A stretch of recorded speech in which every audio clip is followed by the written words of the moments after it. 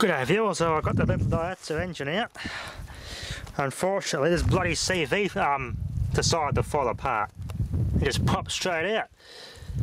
That CV's okay, but the boot's buggered in that one. The boot on this one here was good, till the bloody CV just fell apart.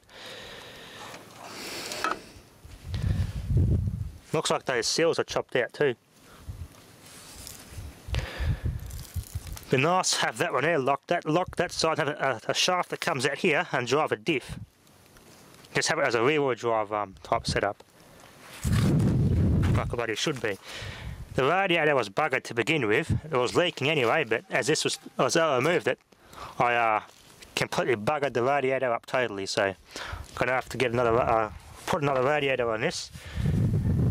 And the coolant wasn't as good as I thought it was. So hopefully the head should still be okay. The coolant was pretty, very muddy. A lot of gunk and sludge came out, so it's going to need a really good flushing, this cooling system. As I left it sitting on top dead centre. So I don't want any gunk getting in the cylinders and rusting them out, like moisture condensation. It's quite a nice little motor. Here's the side I can't get to when it was in the car. Now I can change the oil filter easier and put a bigger alternator on this thing, because this thing just would not charge a bigger battery. It's only meant for a lawnmower battery, that. And there's the engine type, AB. I'll have to cover all this up so I don't bugger the CV up. The clutch is on this one, I think, yeah. The clutch is actually here, inside there. So I could run this without the gearbox if I wanted to. Puts an adapter plate for the starter motor.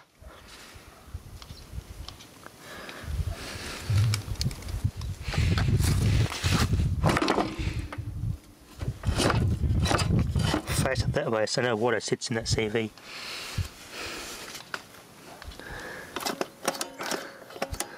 Don't think I've buggered anything else I getting this out, so it's just all good. That mount there just came out, but I think the rubber was bugging anyway. Quite a clever little gear shift system.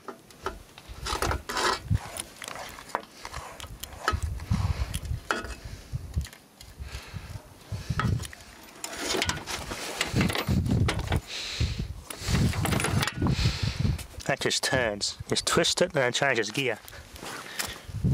Because in here, the little forks in there that changes the gears. Everything seems to be okay. My wiring's all good. This will run. And just got to hook everything back up. Hook it up to a battery and some fuel and she'll run again. It's all ready to run. I just got to flush it and put a radiator on it. And that summer winter bloody hose tore to shit.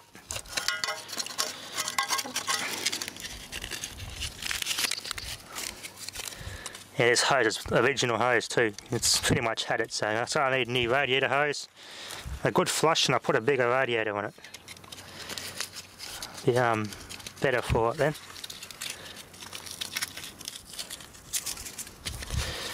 There you go. Actually, quite a fun little motor. It's the cutest little actual proper car motor I've ever seen. Smaller than the Mini anyway. So your lifting lug's here. And there should be another one somewhere on this side. There we go, here. This motor, you could virtually pick this motor up with one person if you wanted to. Without the gearbox, that's at least, I don't know, 100 kilos altogether there. It's quite a light little assembly. Okay viewers, I've covered that motor up nice and good from the weather, so I've finally got a spot to put that and we'll give it another run where I can fit another radiator to it. Anyway, let's have some more fun with this air cannon. Let's give it another, give it a bit more of a charge this time. I'll give it a check first, see if it's still got the 109 psi from when I finished off with it yesterday.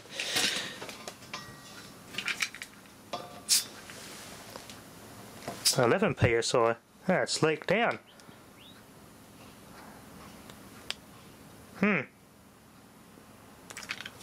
Must have a leak somewhere. Oh, well, that's to be expected. It's probably in here somewhere. I didn't put enough sealant. Then again, this is a junk ball valve. It leaks, so Probably that's where the main culprit is. But it's only an air cannon. Let's give it another charge up. Okay, viewers, I'm waiting for the air compressor to fill back up. I'm only getting 80 psi in here, so the compressor needs to be pumped right up. A bit of oil threads my projectile. Almost as long as a bottle is. About the width of the gas bottle is how long it is. I don't know what that'll do. I got some really good wadding. I got some a bit of wadding about half as long as this bit of steel pipe. So about, I reckon about 6 inches long. That's about 2 inches wide. And I wrapped it nice and tight, coiled it, and it fits snugly and perfectly down that barrel like a dream. So hopefully I get a good result this time. 130 psi in 3, 2, 1. Impressive! Oh, check that out. Went off course a little bit. I can clean the dust off my wadding. I sure as hell wouldn't want to be shot by that. Right in that bloody solid bit too. That is impressive. I didn't even sharpen a point. Alright, let's give it another go. I'll top up the pressure and sharpen this point and see what happens. Tank's been recharged, tip's been sharpened. Give it a go now, let's see what that does. Time at a steel drum. Impressive stuff. Impressive stuff. No idea where my wadding went, but it did well. Safety first. Just be safe for these things. This drum wasn't that badly rusted. I got some good penetration there, look at that. And I hit an oil filter, and that's what stopped it from going all the way in. Yeah, be very, very, very, very careful with these sorts of things. See if I can locate the wadding. Don't know where it went, but let's try a AA battery. Let's shoot it in a distance there. See how long. Actually, I go this way.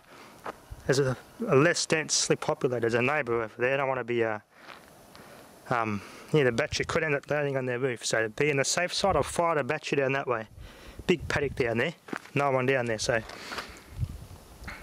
one's a bit of a problem. So I go into the rack area. Say goodbye to our left. Noble team. Let's see if this guy is actually part of a noble team or the crappy team. Goodbye, Aleph. Funny brand name for a battery, I'll tell you that. Positive tip first. Oh, this wadding's tight. This wadding's tight.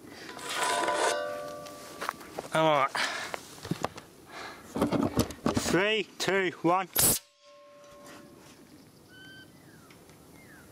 Oh, that's quite some distance. That's at least 150 metres away. And I had it hit the rack netting. I just used some paper towel as my wadding. You can see it there. Probably better than using the actual fabric cloth towel. Interesting stuff. Alright, I'll count the steps. I'll turn this camera off, we'll count the steps. Viewers, I did definitely hit the rack netting. I don't know where it went, but because it wasn't going straight there, I was spinning in trajectory, it was spinning. There's my shot sight all the way over there. That's quite some bloody distance away. I just heard a little, like that, that's all I heard. So what I hit and spun and hit and landed in here somewhere. Not sure where, but that's quite some good distance coverage there. Alright, that'll be enough for now, viewers. Thanks for watching.